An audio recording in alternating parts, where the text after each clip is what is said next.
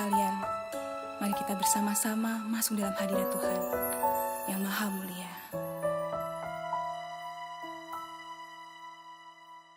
Ku datang ya Bapa dalam kerinduan, memandang keindahan-Mu. Ku berikan segalanya, semuanya yang ada. Ku ingin menyenangkan hati-Mu, oh Tuhan. Jadikan aku indah yang Kau pandang mulia, seturut karya-Mu di dalam hidupku. Ajarku berharap hanya kepadamu, tak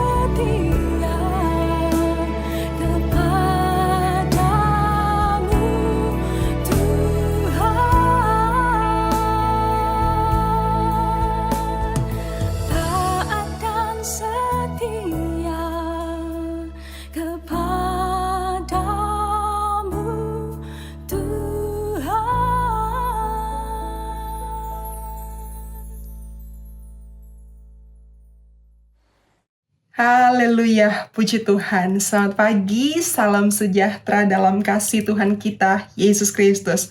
Saudara, firman Tuhan hari ini dari kitab Bilangan pasal yang ke-12. Kita akan membaca satu perikop hari ini. Saya mulai dari ayat yang pertama di kitab Bilangan pasalnya yang ke-12. Ayat yang pertama berkata, Miriam serta Harun mengatai Musa berkenaan dengan perempuan Kus yang diambilnya, sebab memang ia telah mengambil seorang perempuan Kus. Kata mereka, sungguhkah Tuhan berfirman dengan perantaraan Musa saja? Bukankah dengan perantaraan kita juga ia berfirman? Dan kedengaranlah hal itu kepada Tuhan. Adapun Musa ialah seorang yang sangat lembut hatinya, lebih dari setiap manusia yang di atas muka bumi. Lalu berfirmanlah Tuhan dengan tiba-tiba kepada Musa, Harun, dan Miriam, keluarlah kamu bertiga ke kemah pertemuan. Maka keluarlah mereka bertiga. Lalu turunlah Tuhan dalam tiang awan dan berdiri di pintu kemah itu, lalu memanggil Harun dan Miriam, maka tampillah mereka keduanya. Lalu berfirmanlah ia, dengarlah firmanku ini. Jika di antara kamu ada seorang nabi, maka aku, Tuhan, menyatakan diriku kepadanya dalam penglihatan. Aku berbicara dengan dia dalam mimpi.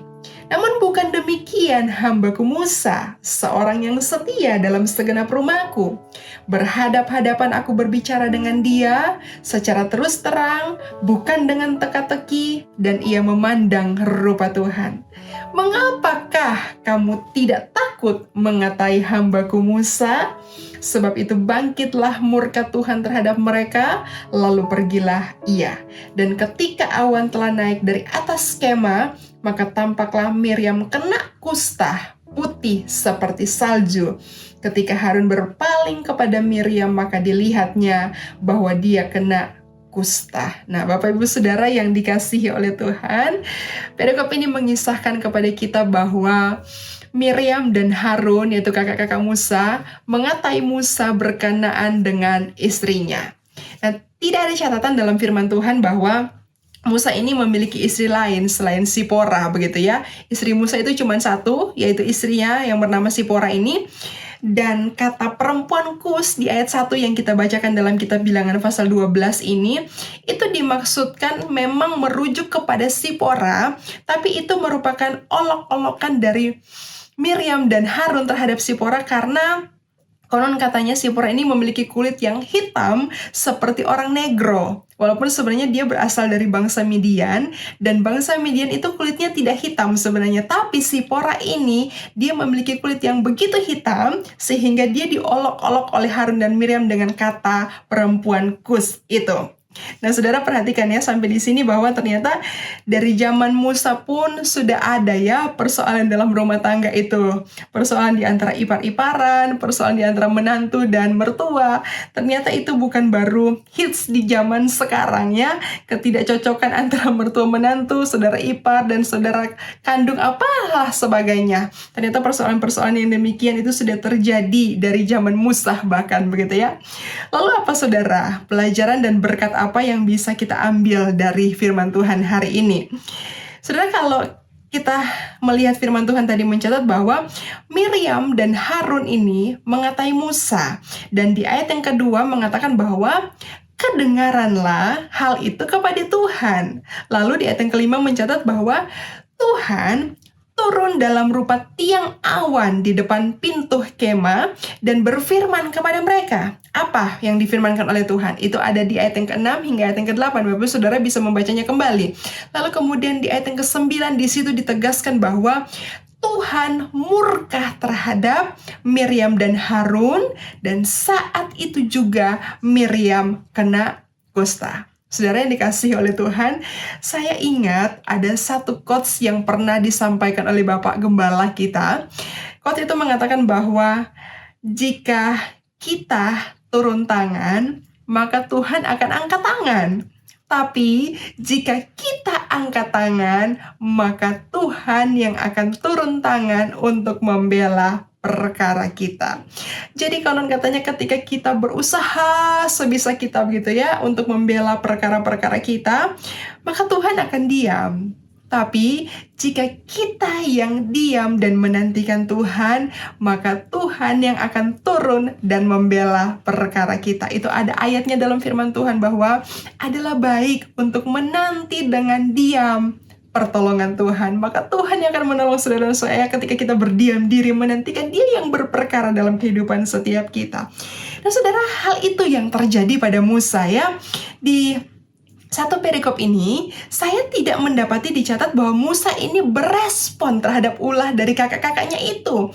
Dia tidak terpancing untuk marah atau bahkan membalas mengata-ngatai mereka. Justru firman Tuhan memberikan penjelasan kepada kita bahwa Musa ini adalah seorang yang sangat lembut hatinya. Bahkan dikatakan dalam firman Tuhan, bahkan ketika si Miriam sudah kena kusta dan ketika Harun memohon kepada Musa bahkan berdoa kepada Tuhan supaya Tuhan menyembuhkan si kakaknya Miriam ini. Saudara, kita tarik pelajaran berharga bahwa Musa bahkan di saat dia dikata-katai oleh saudara-saudaranya, dia berdiam diri. Dan saudara lihat hasilnya, Tuhan sendiri yang turun untuk membela Musa di hadapan kakak-kakaknya itu. Tadi sudah kita baca ya di firman Tuhan, dikatakan bahwa Tuhan berfirman kepada Harun dan Miriam. Tuhan bilang, mengapa kamu tidak takut untuk mengatai hambaku Musa? Wah saudara, ini powerful ya. Tuhan sendiri yang turun dan menentang orang yang menentang Musa. Tuhan sendiri yang membela. Tuhan sendiri yang membela Musa dengan begitu dahsyatnya. Tuhan yang bicara langsung kepada Miriam dan Harun. Dan singkat cerita, akhirnya Miriam ini dikatakan dalam firman Tuhan, dia kena kusta. Nah saudara yang dikasihi dan diberkati oleh Tuhan, hari-hari ini, apakah saudara sementara dijahati orang? Adakah orang yang berbuat tidak baik terhadap saudara mungkin? Atau saudara mengalami situasi yang tidak mengenakan dari orang-orang yang ada di sekeliling saudara? Pesan firman Tuhan hari ini sederhana. Jangan sibuk turun tangan untuk seakan-akan kita berusaha untuk membereskan semua perkara-perkara kita dengan cara kita. Karena kalau kita sibuk untuk pakai cara kita, maka Tuhan akan diam, Bapak Ibu Saudara yang dikasihi oleh Tuhan. Tapi kalau kita diam dan menantikan pertolongan Tuhan, maka Tuhan yang sibuk untuk menolong saya dan menolong Bapak Ibu Saudara. Tuhan yang akan turun tangan untuk menyelesaikan perkara kita. Puji Tuhan, Tuhan kita dahsyat ya, Tuhan kita luar biasa. Hari ini apapun situasi dan kondisi saudara, mari tetap tenang, tetap menantikan setiap pertolongan Tuhan. Jangan kita sibuk dengan cara kita, sebab kalau kita sibuk sekali lagi Tuhan yang diam. Tapi kalau kita yang diam, maka Tuhan yang sibuk untuk membela perkara kita. Tuhan memberkati Bapak Ibu Saudara semua dimanapun berada hari ini. Selamat beraktivitas, tetaplah andalkan Tuhan. Selama kita tidak berdiri di posisi yang bertentangan dengan Tuhan, maka janji dan jaminan bahwa Tuhan menyertai kita itu adalah sebuah kepastian. Tuhan memberkati. Mari sama-sama kita tundukkan kepala dan kita berdoa. Tuhan Yesus, terima kasih banyak untuk firman-Mu. Biar firman-Mu meneguhkan hati kami bahwa kami punya Tuhan yang selalu menjadi Allah pembela bagi kami. Ketika kami bawa hidup kami di hadapan Tuhan, ketika kami berserah sungguh kepada Tuhan, maka apapun perkara kami, Tuhan yang akan turun tangan menyelesaikan bagi kami selama kami hidup benar di hadapan Tuhan. Terima kasih banyak untuk renungan firman Tuhan hari ini. Besertalah sepanjang hari bersama dengan kami dalam segala aktivitas, kegiatan, tugas, tanggung jawab kami. Tuhan ada, Tuhan menyertai, Tuhan menolong, dan Tuhan memberkati, membuat semua yang dikerjakan tangan-tangan kami berhasil. Terima kasih banyak Tuhan Yesus. Kami sungguh bersyukur untuk hari ini. Kami terima firman Tuhan dengan penuh ucapan syukur.